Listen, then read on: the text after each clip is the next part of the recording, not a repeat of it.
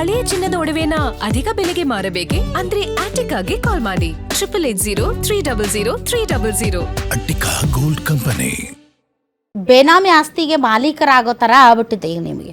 ಕಾಂಗ್ರೆಸ್ಸು ಮತ್ತು BJPಯ ಒಂದು ಕೈಲಾಗದ ತನಕ್ಕೆ ನೀವು ಕುಮಾರಸ್ವಾಮಿ ಅವ್ರ ಜೊತೆ ಕೈ ಜೋಡಿಸಿ ಸಚಿವರಾಗಿರೋದ್ರಿಂದ ಅವರು ಮಾಡಿರುವಂಥ ಎಲ್ಲ ಪಾಪದಲ್ಲೂ ನೀವು ಪಾಲು, ಮತ್ತು ಕಾಂಗ್ರೆಸ್ನ ವಿಚಾರದಲ್ಲೂ ಕೂಡ ಮಾತಾಡೋಕ್ಕಾಗದೇ ಇರುವಂತಹ ಪರಿಸ್ಥಿತಿಗೆ ಬಂದುಬಿಟ್ಟಿದ್ದಾರೆ ಕುಮಾರಸ್ವಾಮಿ ಅವರು. ಯಾಕೆ ಇದನ್ನು ಹೇಳ್ತಾ ಇದ್ದೀನಿ ಅಂದರೆ, ಮುಂದಿನ 2028ರ ಚುನಾವಣೆಗೆ ನೀವು ಏಕಾಂಗಿಯಾಗಿ ಹೋಗ್ತಿರೋ ಮೈತ್ರಿಯಲ್ಲಿ ಹೋಗ್ತಿರೋ ಗೊತ್ತಿಲ್ಲ, ಬಟ್ ಕುಮಾರಸ್ವಾಮಿ ಅವರಿಗೆ ಜನ ಅಕೌಂಟಬಿಲಿಟಿ ಕೇಳ್ತಾರೆ ಸರ್. ಅಕೌಂಟಬಿಲಿಟಿ ಕೇಳ್ತಾರೆ ಕುಮಾರಸ್ವಾಮಿ ಅವ್ರಿಗೆ. ನೀವು ಕೇಂದ್ರ ಸಚಿವರಾಗಿದ್ರಲ್ಲ, ನೀವು ಕೊಡಿ ಅಕೌಂಟಬಿಲಿಟಿ ಅಂತ ಕೇಳ್ತಾರೆ ಕುಮಾರಸ್ವಾಮಿ ಅವರು. ರಾಜ್ಯದ ಜನ ಕೇಳ್ತಾರೆ. ನಾಳೆ ಅವರು ರಾಜ್ಯದಲ್ಲಿ ವಿಧಾನಸಭೆ ಚುನಾವಣೆಗೆ ಬಂದಂಥ ಸಂದರ್ಭದಲ್ಲಿ ಅವ್ರನ್ನ ಪ್ರತಿಯೊಂದು ಪ್ರಶ್ನೆಗೆ ಕೇಳಿದಾಗ ಆ ಪ್ರಶ್ನೆಗಳಿಗೆ ಉತ್ತರ ಕೊಡುವಂಥ ಸ್ಥಿತಿಯಲ್ಲಿ ಅವ್ರು ಇರಬೇಕು. ಹೌದಲ್ರಿ ಸರ್? ಹೌದು. ಹಾಂ. ಸೊ ಇವತ್ತು ಅವರು BJP ಟೋನಲ್ಲೇ ಮಾತಾಡ್ತಾರೆ. ಅಶೋಕ್ ಅವ್ರು ಏನು ಮಾತಾಡಿದ್ರು, ತೇಜಸ್ವಿ ಸೂರ್ಯ ಅವ್ರು ಏನು ಮಾತಾಡಿದ್ರು, ಅದೇ ಟೋನಲ್ಲೇ ಕುಮಾರಸ್ವಾಮಿ ಅವ್ರು ಮಾತಾಡ್ತಾರೆ. ಇವತ್ತು ಬಿಡದಿ ಹೋರಾಟ ಏನಿದೆ ಇದನ್ನೊಂದು ತಾರ್ಕಿಕ ಅಂತ್ಯಕ್ಕೆ ತೆಗೆದುಕೊಂಡು ಹೋಗ್ತಾ ಇದ್ದಾರೆ. ಆ ವಿಚಾರದಲ್ಲಿ really Kumaraswamy is a hope Bidadi ವಿಚಾರದಲ್ಲಿ. ಅದರ್ವೈಸ್ ಆಲ್ಸೋ ಕೇಂದ್ರ ಸರ್ಕಾರದ ವೈಫಲ್ಯಗಳ ವಿಚಾರದಲ್ಲಿ ಅವರು ಪಾಲುದಾರರಾಗಿರೋದ್ರಿಂದ ಅವ್ರಿಗೊಂದು ಅಕೌಂಟಬಿಲಿಟಿ ನಾಳೆ ಕೊಡ್ಬೇಕು ಅವರು ಕೂಡ. ಹೌದಲ್ರಿ ಸರ್? ಹೌದು. ನೋಡಿ, ಅದ್ರ ಬಗ್ಗೆ ಏನ್ ಪ್ಲಾನ್ ಮಾಡಿದ್ದಾರೆ ಕುಮಾರಸ್ವಾಮಿ ಅವರು? ಈಗ ನಮ್ಮ ಪಕ್ಷ ಏನಾಗಿದೆ ಅಂತಂದ್ರೆ ಮೇಡಮ್, ಈಗ ನಾವು BJP ಜೊತೆ ಇದ್ದೀವಿ. ಈಗ 100 ಒಳ್ಳೆ ಕೆಲಸಗಳನ್ನು ಮಾಡಿ ಅದರೊಳಗೆ ಒಂದೇನೇ ಯಾವುದೋ ಸಣ್ಣ ಪುಟ್ಟ ವ್ಯತ್ಯಾಸ ಆದಂಥ ಸಂದರ್ಭದಲ್ಲಿ 99 ಸರಿ ಇಲ್ಲ ಅಂತ ಹೇಳಕ್ ಬರಲ್ಲ. ಹಾಗಾಗಿ ಈಗ ನೀಟ್ ಎಕ್ಸಾಮ್ದು ಒಂದು ಸಮಸ್ಯೆ ಆಗಿದೆ. ಹೌದು, ಅದು ಖಂಡನೀಯ. ಅದು ಎಲ್ಲ ರಾಜಕೀಯ ಪಕ್ಷಗಳಿಗೂ ಖಂಡನೆ ಮಾಡ್ಬೇಕಲ್ಲ. ಅಲ್ಲ, ಮಾಡಿದ್ದೆ ಆದ್ರೆ ಖಂಡನೆ ಮಾಡದೇ ಇದ್ರೆ ಅದು ಖಂಡನೀಯ ಅಂತ. ವಿದ್ಯಾರ್ಥಿಗಳು ನಮ್ಮ ಈ ದೇಶದ ಭವಿಷ್ಯ, ವಿದ್ಯಾರ್ಥಿಗಳು ಈ ದೇಶದ ಸಂಪತ್ತು. ಅವ್ರಿಗೆ ಅನ್ಯಾಯ ಆದ್ರೆ ಮೇಡಮ್ ನಮ್ಗೆ ಅನ್ಯಾಯ ಆದಂಥ ಸಂದರ್ಭ. ಯಾಕೆ ನಮ್ಮನ್ನು ಮಕ್ಕಳಿದ್ದಾವೆ. ಯಾಕೆಂದ್ರೆ ಈ ಥರ ಚೆಲ್ಲಾಟ ಆಡಬಾರ್ದು ಯಾವುದೇ ಸರ್ಕಾರಗಳಲ್ಲಿ. ಅದಕ್ಕೆ ಕುಮಾರಣ್ಣನವರು ತುಂಬ ಎಷ್ಟೋ ಸಂದರ್ಭ ತುಂಬ ನೊಂದ್ಕೊಂಡಿದ್ದಾರೆ. ಹಿಂಗೆ ಈ ಥರ ಆಗಬಾರ್ದಾಯಿತು ಅಂತೇಳಿ. ಇವತ್ತಿನ ವಿಚಾರಕ್ಕೆ ಏನಂದ್ರೆ, ಕಾಂಗ್ರೆಸ್ ಕೇವಲ ಟಾರ್ಗೆಟ್ ಮಾಡಿದ್ದಲ್ಲ, ಇವತ್ತು ಕಾಂಗ್ರೆಸ್ನವ್ರು ಎಲ್ಲ ವಿಚಾರದ ಬಗ್ಗೆ ನಮ್ಮನ್ನ ಟಾರ್ಗೆಟ್ ಮಾಡ್ತಾರೆ. ಇದಕ್ಕೆ ಯಾಕೆ ಅವ್ರು ಇದನ್ನ ಪ್ಲಾನ್ ತಗೊಳ್ಳಿಲ್ಲ, ಪ್ರಿಪ್ರೇಷನ್ ಯಾಕೆ ತಗೊಳ್ಳಿಲ್ಲ? ಒಂದು ದಿನ ಮುಂದಕ್ಕೆ ಹಾಕಿದ್ರೆ ಏನಾಗ್ತಿತ್ತು ನೋಡಿ ಕಲೀರಿ. ಅವರು ಏನು ಪರ್ಟಿಕ್ಯುಲರ್ ಏನು ಇದೇ ಥರ ಹೇಳಿಲ್ಲ, ಆದರ್ಶವಾಗಿ ಇರಬೇಕಾಗಿತ್ತು ಇವತ್ತಿನ ರಾಜಕಾರಣಿಗಳು ಅಂತ ಹೇಳಿದ್ದಾರೆ. ಆದರೆ ಇವತ್ತು ಕುಮಾರಣ್ಣವರು ಬಿಡದಿ ವಿಚಾರದಲ್ಲಿ ತಗೊಂಡಿರೋಂಥ ನಿರ್ಧಾರಗಳು ಮೇಡಮ್, ಇಡೀ ಬಹುಶಃ BJPಗಿಂತ ಹೆಚ್ಚು ನಾವು ಅಲ್ಲಿ ಕ್ರಿಯಾಶೀಲವಾಗಿದ್ದೀವಿ. ಅನ್ಯಾಯ ಮಾಡ್ತಾ ಇರೋಂಥ ಈ ಕಾಂಗ್ರೆಸ್ ಪಕ್ಷದ ವಿರುದ್ಧ ಹೋರಾಟ ಮಾಡ್ತಾ ಇದ್ದೀವಿ ಮೇಡಮ್. ನೋಡಿದ್ದೀರಿ, ಇವತ್ತು ನಮ್ಮ ಯುವ ನಾಯಕರಾದಂಥ ನಿಖಿಲ್ ಕುಮಾರಸ್ವಾಮಿ ಅವರು ಬಹಿರಂಗವಾಗಿ ನಿನ್ನೆ ಒಂದು ಕರೆ ಕೊಟ್ಟಿದ್ದಾರೆ. ತಮ್ಮೆಲ್ಲ ನೋಡಿದ್ದೀರಾ. ನನ್ನ 32 ಎಕರೆ ನಮ್ಮ ಏನಾರು ಇದು ಕುಟುಂಬದಲ್ಲಿದ್ದರೆ ಅದನ್ನು ಸಾರ್ವಜನಿಕ ಸ್ಥಳಕ್ಕೆ, ಸಾರ್ವಜನಿಕ ಉಪಯೋಗಕ್ಕೆ ನಾವು ಮೀಸಲಿಡ್ತೀವಿ ಅಂತ ಹೇಳಿ ಕರೆ ಕೊಟ್ಟಿದ್ದಾರೆ. ಯಾರು ಹೇಳ್ತಾರೆ ಮೇಡಮ್? ಇವತ್ತಿನ ಯುಗದಲ್ಲಿ ಇವತ್ತು 100 ಕೋಟಿ ಬೆಲೆ ಬಾಳುವಂಥ ಜಾಗವನ್ನು ನಾವು ಸಾರ್ವಜನಿಕವಾಗಿ ಬಳಸ್ಕೊಳ್ಳೋಕ್ಕೆ ಸಿದ್ಧವಾಗಿದ್ದೀವಿ. ನೀವು ಈ ಯೋಜನೆಯನ್ನು ಕೈ ಬಿಡಿ ನನ್ನ ರೈತರಿಗೋಸ್ಕರವಾಗಿ ಅಂತ ಹೇಳಿ ಬಹಿರಂಗವಾಗಿ ಒಂದು ಕರೆ ಕೊಟ್ಟಿದ್ದಾರೆ. ಇದನ್ನು ನಾವು ಅಪ್ರಿಷಿಯೇಟ್ ಮಾಡಬೇಕಲ್ವಾ? ಇವತ್ತು ಕುಮಾರಣ್ಣನವರು ನಿಜವಾಗ್ಲೂ ಅಲ್ಲಿ DK ಶಿವಕುಮಾರ್ ಜೊತೆ ಏನಾದರೂ ಒಳ ಒಪ್ಪಂದ ಮಾಡ್ಕೊಂಡಿದ್ದೆ ಆಗಿರ, ಅಥವಾ ಈ ಸರ್ಕಾರದ ಜೊತೆ ಸಾಫ್ಟ್ ಕಾರ್ನರಲ್ಲಿ ಹೋಗಿದ್ದೆ ಆಗಿದ್ದಾರೆ, DK ಶಿವಕುಮಾರ್ ಅವರು ಕೊಟ್ಟಂಥ ಆಹ್ವಾನಕ್ಕೆ, ಪಂಥಾಹ್ವಾನಕ್ಕೆ, ನಾನು ಇಲ್ಲಿ ನಿಮಗೆ ಇದರೊಳಗೆ ಬರೋಕ್ಕಾಗೋದಿಲ್ಲ, ನೀವು ಭೈರವಂಗ ಅಂತ ಬಿಡದಿ ಸ್ಥಳಕ್ಕೆ ಬನ್ನಿ, ನಮ್ಮ ಯಾರು ರೈತರು ಹೋರಾಟ ಮಾಡ್ತಾ ಇದ್ದಾರೆ ಆ ಜಾಗಕ್ಕೆ ಬಂದು ಬಹಿರಂಗವಾಗಿ ಬನ್ನಿ, ಮುಕ್ತವಾಗಿ ಮಾತಾಡೋಣ ಅಂತ ಹೇಳಿದ್ದಾರೆ. ಇದು ಕುಮಾರಣ್ಣನ ದೊಡ್ಡತನ, ರೈತರಿಗೆ ಅವ್ರ ಪರವಾಗಿರುವಂಥ ಕಾಳಜಿಯನ್ನು ವ್ಯಕ್ತಪಡಿಸ್ತದೆ ಮೇಡಮ್. ಹಾಗಾಗಿ ಎಲ್ಲ ಒಂದು ಕಡೆ ಇವತ್ತು ಇಷ್ಟು ಸರ್ಕಾರ ಇಷ್ಟೆಲ್ಲ ಅಲ್ಲಿ ಮಾರಣ ಹೋಮ ಆಗ್ತಾ ಇದೆ, 10 ಲಕ್ಷಗಳ ಮರಗಳ ಹೋಮ ಆಗ್ತಾ ಇದೆ, ಅಲ್ಲಿನ ಪರಿಸರ ನಾಶ ಆಗ್ತಾ ಇದೆ. ಆಮೇಲೆ ಇಲ್ಲಿ ಸಾಕಷ್ಟು ಇವರು ಟೌನ್ಶಿಪ್ ಮಾಡಲಿಕ್ಕೆ ಬಿಡದಿಯ ಬಿಟ್ಟು ಹೊರಗಡೆ ನೆಲಮಂಗಲದಲ್ಲಿದೆ, ಡಾಬಸ್ಪೇಟಲ್ಲಿದೆ, ಅದನ್ನೆಲ್ಲ ಬಿಟ್ಟು ಇವರು ಹೇಳ್ತೀನಿ. ಆಮೇಲೆ ಇವತ್ತು ಅದಕ್ಕೆ ಹೇಳ್ತಾರೆ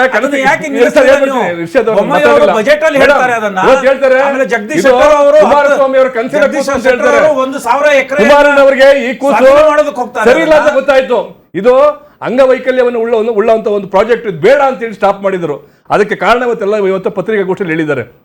ಏನೇನು ನಡವಳಿಕೆಗಳು ನಡೆದೋ 2006ರಲ್ಲಿ ತಾವು ಮುಖ್ಯಮಂತ್ರಿ ಆದ ಸಂದರ್ಭದಲ್ಲಿ ಮಾನ್ಯ ಖರ್ಗೆ ಅವರೇನು ಹೇಳಿದ್ದಾರೆ, ಮಾನ್ಯ ಸಿದ್ದರಾಮಯ್ಯನವರು ಹೇಳಿದ್ದಾರೆ, ಇದೇ DK ಶಿವಕುಮಾರ್ ಸದನದಲ್ಲಿ ಹೇಳಿದ್ದಾರೆ ಅಂತ ಹೇಳಿ ರಾಜ್ಯದ ಜನತೆಗೆ ತಿಳಿಸ್ಕೊಟ್ಟಿದ್ದಾರೆ.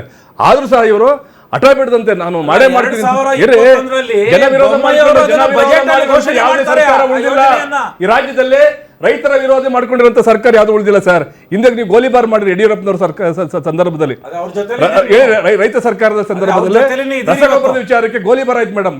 ಸರ್ಕಾರ ಉಳಿತ ನೆಕ್ಸ್ಟ್ ಸರ್ಕಾರ ಬರಲಿಲ್ಲ. ನೆನಪಿಟ್ಕೊಳ್ಳಿ ನೀವು, ಈ ಅಧಿಕಾರಕ್ಕೋಸ್ಕರವಾಗಿ ನೀವು ರೈತರನ್ನ ನೀವು ಬಗ್ಗುಬಿಡಿ ಅಂತ ಕೆಲಸವನ್ನು ಮಾಡಬೇಡಿ. ಇರಲಿ ಸರ್, ಆಯ್ತು. ಈಗ ಸಂಪುಟ ಫೈನಾನ್ಷಿಯಲ್ ಸ್ವಾಧೀನ ಅಂದ್ರೆ ಕಳೆದ 10 ವರ್ಷದಿಂದ ಎಲ್ಲಾ ಸರ್ಕಾರಗಳು ಪ್ರಯತ್ನ ಮಾಡಿದೆ, ಎಲ್ಲೂ ಆ ಯೋಜನೆ ನಿಂತಿಲ್ಲ. ಬೆಂಗಳೂರಿನ ಸಮಗ್ರ ಅಭಿವೃದ್ಧಿ ಆಗ್ಬೇಕು, ಆರ್ಟಿಫಿಷಿಯಲ್ ಇಂಟೆಲಿಜೆನ್ಸ್ ಒಂದು ಯುಗದಲ್ಲಿ ನಾವು ತಂತ್ರಜ್ಞಾನ ಹೋಗ್ಬೇಕಲ್ಲ.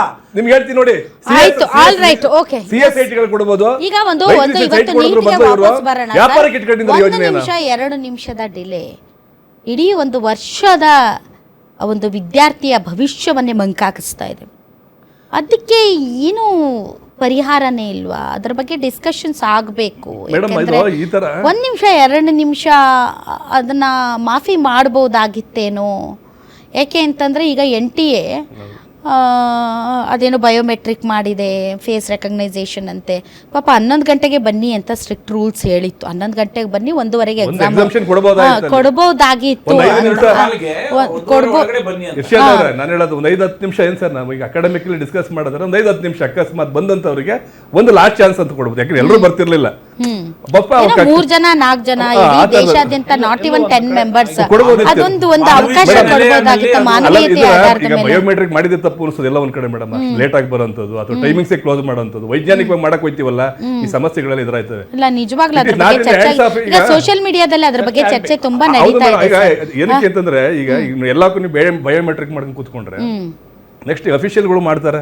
10 ಗಂಟೆಯಿಂದ 10 ಗಂಟೆ 1 ನಿಮಿಷಕ್ಕೆ ಹೋದ್ರೆ ಅವ್ನು ಕೆಲಸಕ್ಕೆ ಬರಂಗಿಲ್ಲ, ಸಂಬಳ ಕಟ್ಟವನು ಅಲ್ವಾ ಮೇಡಮ್? ಒಂದು ಮಾನವೀಯತೆ ಆಧಾರದ ಹಾಗಾಗಿ ಎಲ್ಲ ಒಂದ್ ಕಡೆ 2-3 ನಿಮಿಷ ಕೊಡಬಹುದಾಗಿತ್ತು. ಭವಿಷ್ಯ ಉಳಿಯೋದು ಮಕ್ಕಳದಕ್ಕೆ. ಈಗ ನೋಡಿ ಅವ್ನು ಏನ್ ಕನ್ಸ್ ಇಟ್ಕೊಂಡಿದ್ದು, ಆಮೇಲೆ ಅಷ್ಟೆಲ್ಲ ಓದ್ಕೆ ಬಂದವೆ, ಮತ್ತಿನ್ನೆಂತ ಸ್ಟ್ರೆಸ್ ಇನ್ನೊಂದು ವರ್ಷಕ್ಕೆ ಮೇಡಮ್, ಮತ್ತೆ ಇನ್ನೊಂದು ವರ್ಷಕ್ಕೆ ಡಾಕ್ಟರ್ ಆಗ್ಲೇಬೇಕು ಅಂತ ಇರ್ತಾನೆ. ಆಮೇಲೆ ಮಾನಸಿಕವಾಗಿ ಅವರು ಎಷ್ಟು ಆಮೇಲೆ ಡಿಪ್ರೆಷನ್ಗೆ ಒಳಗಾಗ್ಬಿಡ್ತಾರೆ ತಂದೆ ತಾಯಿಗಳು. ಪಾಪ ಆ ತಂದೆ ನೋಡಿ ಗೇಟ್ಗೆ ಗುದ್ಕೊಳ್ಳೋದು, ತಾಯಿ ಕಾಲು ಹಿಡಿಯೋದು, ಅದೆಲ್ಲ ನೋಡ್ಬಿಟ್ರೆ ಸರ್ ಎಷ್ಟು ಬೇಜಾರು. ಓದ್ತಾ ಇರೋವೆಲ್ಲ ಮತ್ತೆ ಕೂಲಿನಲ್ಲಿ ಮಾಡುವಂತ ತುಂಬಾ ಬಡವ್ರ ಮಕ್ಳು ಚೆನ್ನಾಗಿ ಓದ್ತಾ ಇರೋದು ಮೇಡಮ್. ಅವ್ರಿಗೊಂದು ಗುರಿ ಇರ್ತದೆ. ಇಂಥ ಆದಂತ ಸಂದರ್ಭದಲ್ಲಿ ಅವ್ರು ಹತಾಶೆಗೊಳ್ತಾರೆ ಪೇರೆಂಟ್ಸ್ಗಳು ಸಹಜವಾಗಿ. ಅಪ್ಪ ಈಗ ನಾವು ಏನಪ್ಪ ಈ ಸಮಾಜದಲ್ಲಿ ನಾವೇನು ಪಡ್ಕೊಳಕ್ ಆಗ್ತಿವಲ್ಲ, ಆಮೇಲೆ ನಾವ್ ಇರ್ತೀವೋ ಇರೋಕ್ಕೂ ಅವ್ರ ಅನಾರೋಗ್ಯ ಪಾಪ ನೋಡಿದೀರ ಅವ್ರ ಎಷ್ಟೆಷ್ಟು ಕಷ್ಟಪಟ್ಟು ಈ ಪಂಚರ್ ಅಂಗಡಿರೋ ಅಥವಾ ಇನ್ಯಾವುದೋ ಒಂದು ಕೂಲಿ ಮಾಡೋಂಥವ್ರು. 2 ಲಕ್ಷ ಫೀ ಕಟ್ಟಬೇಕು. ಹೌದು ಮೇಡಮ್, ಹೌದು. ನಾವು ಎಲ್ಲಿಗ ನಾನು ಅದಕ್ಕೆ ಹೇಳೋದು ಮೇಡಮ್, ಈ ನೀಟ್ ಅನ್ನೋದನ್ನ ಆಯಾ ರಾಜ್ಯಕ್ಕೆ ಕೊಟ್ಬಿಡ್ಬೇಕು. ಇದು ರಾಷ್ಟ್ರ ಮಟ್ಟ ತಗೊಂಡೋಗಿ ಕೊಟ್ಬಿಟ್ಟಿದ್ದನ್ನ ಈಗ ನೋಡಿ ಎಲ್ಲ ಮಾಡ್ಕೊಂಬರ್ತಾರೆ, ಇಲ್ಲಿ ಬಂದು ಇಲ್ಲಿ ಓದ್ತಾರೆ, ನಮಗೆ ಅವಕಾಶನೇ ಸಿಗಲ್ಲ. ಹಾಗಾಗಿ ಎಲ್ಲ ಒಂದ್ ಕಡೆ ರಾಜ್ಯ ಸರ್ಕಾರಗಳು ತೀರ್ಮಾನ ತಗೊಳ್ಳುವಂತ ಒಂದು ವ್ಯವಸ್ಥೆಯನ್ನ ಮಾಡಬೇಕು ಅನ್ನೋದು ನನ್ನ ಅಭಿಪ್ರಾಯ madam. Thank you very much. ತಾವೆಲ್ಲರೂ ಇಷ್ಟೊತ್ತು ಕಾರ್ಯಕ್ರಮದಲ್ಲಿ ಭಾಗವಹಿಸಿದ್ರಿ. ನೋಡಿದ್ರಲ್ಲ ವೀಕ್ಷಕರೇ, ನೀಟ್ ವಿಚಾರದಲ್ಲಿ ರಾಜಕೀಯ ಮಾತಾಡೋದನ್ನ ಬಿಟ್ಟು ಮಕ್ಕಳ ಭವಿಷ್ಯಕ್ಕೆ ಏನು ಒಳ್ಳೆಯದು ಅದನ್ನು ಮಾಡಿದರೆ ಬೆಟರ್. ನಾನು ಮಾಡಿದ ಪಾಪಕ್ಕೆ ನಾನು ಅಕೌಂಟಬಿಲಿಟಿ ಕೊಡಲ್ಲ, ಇನ್ನೊಂದು ಪಕ್ಷ ಮಾಡಿರುವ ಎಡವಟ್ಟಿಗೆ ಮಾತ್ರ ನಾನು ನಿಂತ್ಕೊಂಡು ಭಾಷಣ ಹೊಡಿತೀನಿ ಅಂತಂದರೆ ಇದು ಯಾವ ನೈತಿಕತೆ ಅನ್ನೋದ್ರ ಬಗ್ಗೆ ಜನನೂ ಕೂಡ ಮಾತಾಡ್ತಾರೆ. ಹೀಗಾಗಿ ರಾಜಕಾರಣಿಗಳು ಈ ಪಕ್ಷದ ವಿಚಾರದಲ್ಲಿ ಜಾಣ ಕುರುಡು ಜಾಣ ಕಿವುಡು ಇವೆಲ್ಲವೂ ಕೂಡ ನೋಡ್ತಾ ಇದ್ದರೆ ಇವ್ರು ನಂಬಾರ್ದ ಒಂದು ಗೊತ್ತಾಗ್ತಾ ಇಲ್ಲ. ಡೆಫಿನೆಟ್ಲಿ ರಾಜ್ಯ ಸರ್ಕಾರ ಆ 3 ವಿದ್ಯಾರ್ಥಿಗಳು ಯಾರು ವಿದ್ಯಾರ್ಥಿನಿಯರು ಇವತ್ತು ಪರೀಕ್ಷೆಯಿಂದ ವಂಚಿತರಾಗಿದ್ದಾರೆ. I don't know, because of traffic jam, because of ಸಮಾವೇಶ, ಅದ್ರ ಬಗ್ಗೆ ಕ್ಲಾರಿಟಿ ಇನ್ನೂ ಸಿಗ್ತಾ ಇಲ್ಲ.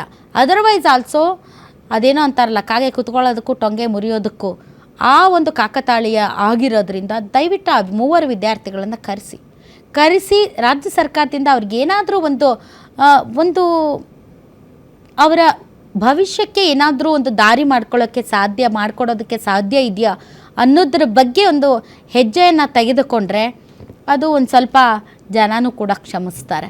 ಮತ್ತೊಂದು ಕಡೆ 45 ನಿಮಿಷ ಮೋದಿ ಅವರು ವೇಟ್ ಮಾಡಿದ್ರು ಅನ್ನೋದು ದೊಡ್ಡ ಸುದ್ದಿ ಅಲ್ಲ, ಎಕ್ಸಾಮ್ ಯಾಕಾಯಿತು ಅನ್ನೋದು ದೊಡ್ಡ ಸುದ್ದಿ. ಅದ್ರ ಬಗ್ಗೆ ಯಾಕೆ ಕೇಂದ್ರದ ನಾಯಕರು ಮಾತಾಡ್ತಾ ಇಲ್ಲ ಅನ್ನೋದು ದೊಡ್ಡ ಸುದ್ದಿ.